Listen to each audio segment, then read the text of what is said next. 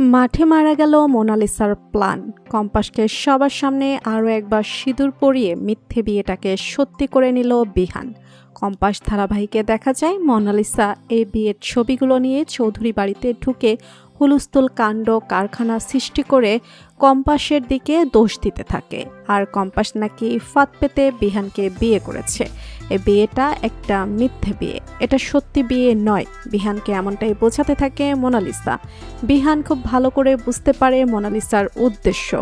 অন্যদিকে ঋতুজা মনে মনে ভাবে, বিহান আজ তোরই পরীক্ষা, একমাত্র তুই পারিস কম্পাসকে এই অপবাদ থেকে বাঁচাতে, নিজেদের সম্পর্কটাকে মজবুত করতে।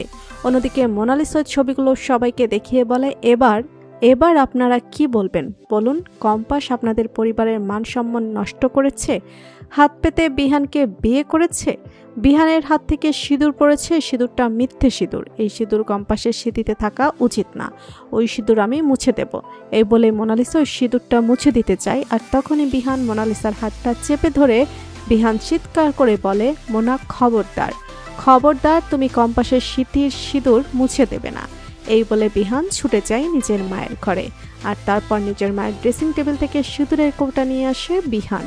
আর বিহান সবার সামনে ওই সিঁদুর কম্পাসের স্মৃতিতে পরিয়ে দেয় এবং মোনালিসাকে বলে, মোনালিসা, আমি আরও একবার কম্পাসের স্মৃতিতে সিঁদুর পরিয়ে আমাদের এই মিথ্যে বিয়েটাকে সত্যি করে নিলাম।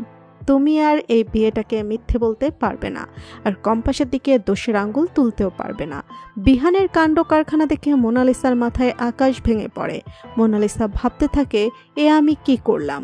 এ তো আরও একবার কম্পাসের সাথে বিহানের বিয়ে হয়ে গেল।